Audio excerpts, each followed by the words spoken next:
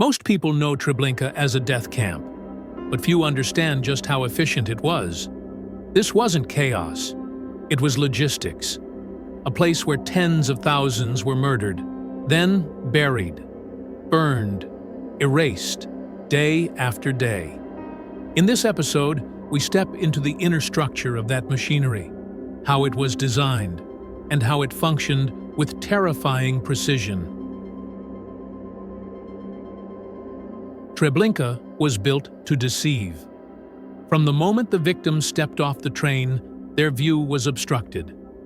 Two long barracks stood directly in front of them. They were disguised as a train station. From there, they were driven into a closed undressing yard surrounded by barbed wire and pine branches. They couldn't see out, and no one could see in. While undressing, they've been told they are going to showers. From the yard, they were pushed into the Schlauch, a winding, fenced corridor that led to the gas chambers. The path curved deliberately, so no one could see what lay ahead. From arrival to death, victims saw only about 10% of the camp. The rest was hidden, by design. We explored this path in detail in the first 3 episodes of Treblinka Explained. The camp was divided into 3 separate zones. First, the reception area. This included the railway ramp, the undressing yard, the sorting square, barracks A and B, and the so-called lazaret, a fake field hospital where those unfit to walk to the gas chambers were shot. Second, the administrative and residential zone. It held the SS and Ukrainian barracks, camp headquarters, an armory, a garage, and a fuel depot. There was even a small zoo and a shaded patio where guards could relax off-duty. It also included the ghetto, a fenced block where Jewish workers lived. Inside were workshops, an infirmary, and the roll call yard. Unlike other fences, this one was transparent, so guards could see inside.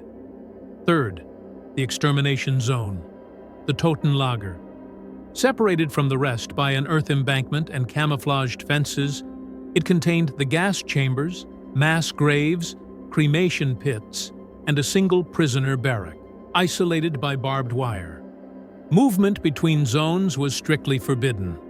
Once you entered the Totenlager, you didn't come back. The only exception was Carpenter Jankiel Wiernik. He moved freely, and later helped organize the uprising. Most prisoners worked in the lower camp, mainly on the sorting square.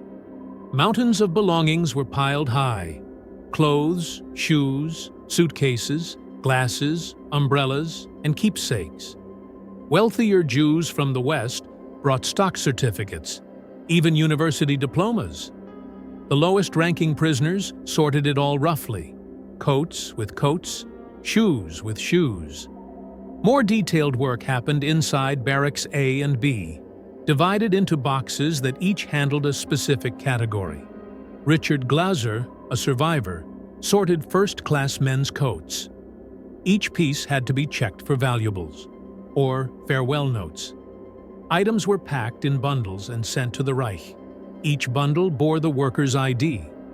Mistakes, like a missed yellow star, meant execution. Indoor workers had a slight advantage: less visibility, shelter from the weather, and a chance to rest. Above them stood the Hofjuden, skilled craftsmen like tailors, carpenters, and painters. They wore an armband labeled Hofjud, which offered some protection. The SS saw them as harder to replace. Even higher were the Gold Juden, former jewelers or bankers who sorted money and gems in the great cashier's office. These treasures were officially sent to Lublin, but as we'll see in a future episode, much of it was stolen along the way. Treblinka also had other squads. The Tarnungskommando gathered pine branches from nearby forests to camouflage the fences. During these trips, they could smuggle food or cigarettes. The Blue Squad managed the arrival ramp, opening cars, removing bodies, cleaning filth, and escorting the weak to the lazaret. The Red Squad worked in the undressing yard, translating orders, handing out string for tying shoes, or forcibly removing clothes from women who hesitated. Only tough man could do this work, since it took a brutal psychological toll. Other teams cut hair, worked in kitchens, or did construction. In the extermination zone, work was simpler, dragging corpses, pulling gold teeth, burning bodies. A few women worked in both zones, mostly with laundry or food. Each squad had a capo. Larger squads had Vorarbeiters, foremen. These men didn't do physical labor. They organized others and carried whips. Most were fair, chosen for their authority and leadership. They only beat prisoners when SS were watching, and often helped the sick by assigning them easier tasks. But others abused their role. One notorious example was Jurek, capo of the Red Squad, a violent drunk who beat his men for fun. Some survivors claim he even assaulted naked women on their way to the chambers. Czech Jews were often chosen as foremen. They spoke German and seemed more familiar to the SS. At the top was Engineer Galewski, the Lagerältester, the camp's elder, an older Polish Jew, respected, trusted, a key figure in the uprising. The Germans had their own structure. Dozens of SS rotated through Treblinka, but only 15 to 20 were present at any one time.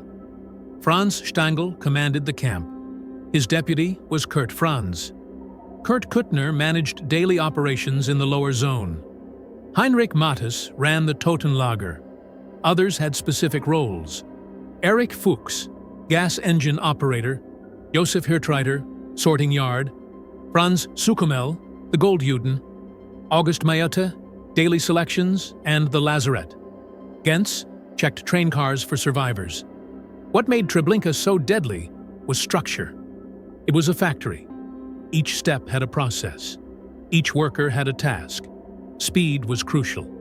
If one group arrived, another was already waiting. Delays could trigger inspections, and the most feared visitor was Christian Weirth. Why the SS feared him so much, we explained in Episode 8.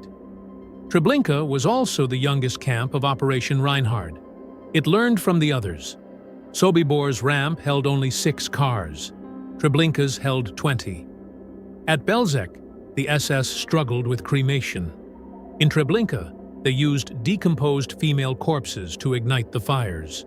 They burned best. These improvements made Treblinka the most efficient camp, by monthly death toll. The killers weren't just guards. Doctors, engineers, psychologists, all contributed. They didn't just build a camp, they built a machine.